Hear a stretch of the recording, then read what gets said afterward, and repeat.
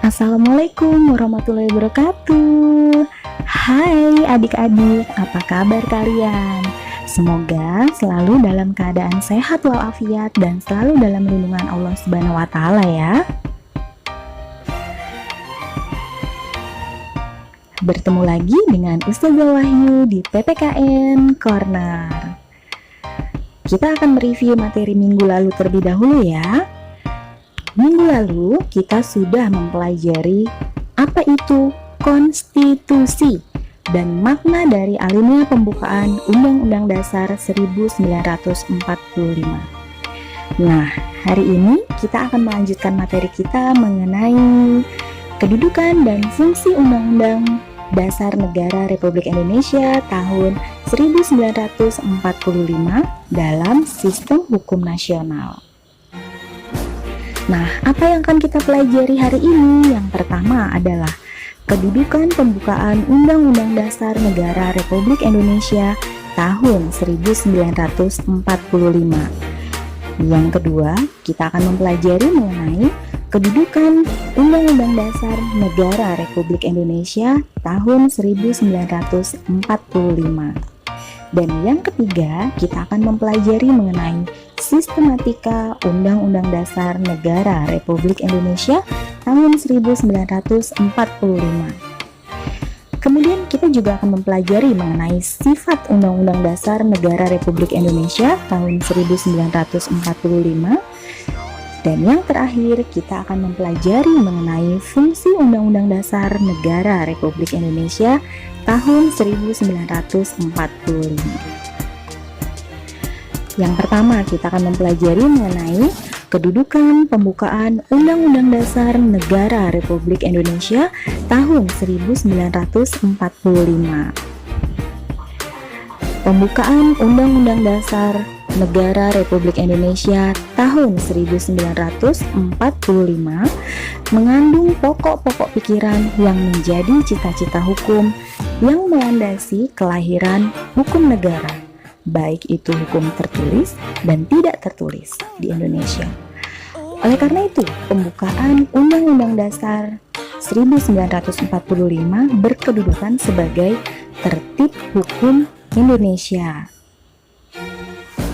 Nah, untuk menjadi tertib hukum di Indonesia memiliki syarat. 1. Adanya subjek yang mengadakan peraturan, yaitu Pemerintahan Republik Indonesia. Yang kedua, adanya kesatuan asas kerohanian yang menjadi dasar keseluruhan peraturan hukum, yaitu Pancasila. Dan yang ketiga, adanya kesatuan daerah untuk diberlakukannya peraturan hukum, yaitu seluruh tumpah darah Indonesia. Dan yang terakhir, adanya kesatuan waktu untuk diberlakukannya peraturan hukum, yaitu disusunlah kemerdekaan bangsa Indonesia dalam bentuk negara. Nah, yang kedua yang akan kita pelajari adalah kedudukan Undang-Undang Dasar Negara Republik Indonesia tahun 1945. Undang-Undang Dasar Negara Republik Indonesia tahun 1945 dalam kerangka tata urutan perundang-undangan di Indonesia menempati kedudukan tertinggi. Dengan demikian, Undang-Undang Dasar Negara Republik Indonesia tahun 1945 menjadi hukum dasar.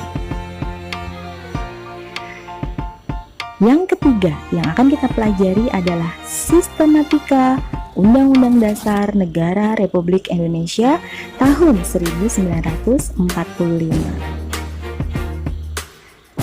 Sistematika yang pertama.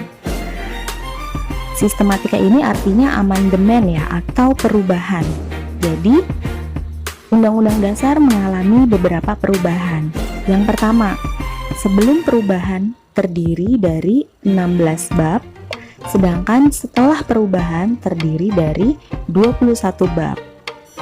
Yang kedua, sebelum perubahan terdiri dari 37 pasal, dan setelah perubahan terdiri dari 73 pasal. Kemudian yang ketiga, sebelum perubahan terdiri dari 49 ayat, setelah perubahan terdiri dari 170 ayat. Yang keempat, sebelum perubahan memiliki 4 pasal aturan peralihan, setelah perubahan menjadi 3 pasal aturan peralihan.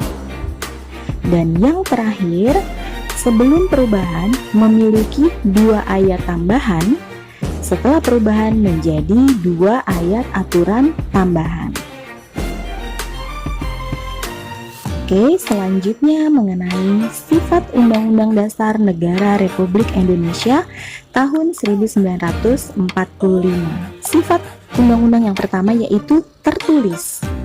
Artinya, rumusan Undang-Undang Dasar Negara Republik Indonesia tahun 1945 tercantum jelas dan menjadi sumber hukum yang mengikat seluruh warga negara Indonesia.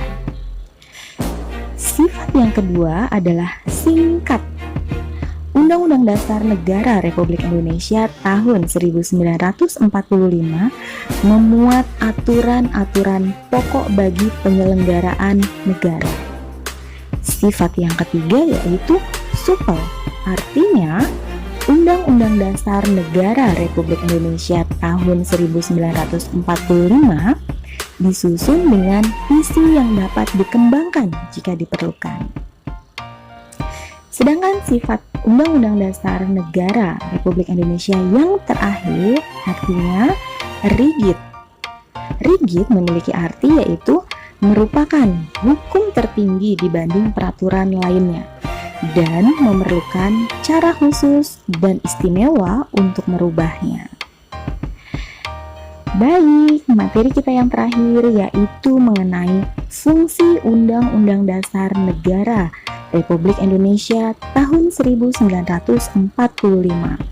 Fungsi yang pertama adalah sebagai hukum dasar tertulis. Artinya, sebagai sumber hukum tertulis, setiap produk hukum bahkan setiap tindakan atau kebijakan pemerintah harus sesuai dengan Undang-Undang Dasar Negara Republik Indonesia tahun 1945. Fungsi yang kedua sebagai alat kontrol. Artinya, menjadi alat kontrol atas kesesuaian antara norma hukum yang lebih rendah dan norma hukum yang lebih tinggi. Fungsi yang ketiga yaitu sebagai pengatur. Artinya, menjadi pengatur tentang cara kekuasaan negara itu disusun, dibagi, dikelola, dan dilaksanakan. Yang keempat, atau yang terakhir sebagai alat penentu. Artinya, Undang-Undang Dasar Negara Republik Indonesia menjadi penentu dari hak dan kewajiban seluruh warga negara, termasuk para aparat negara. Oke, finish.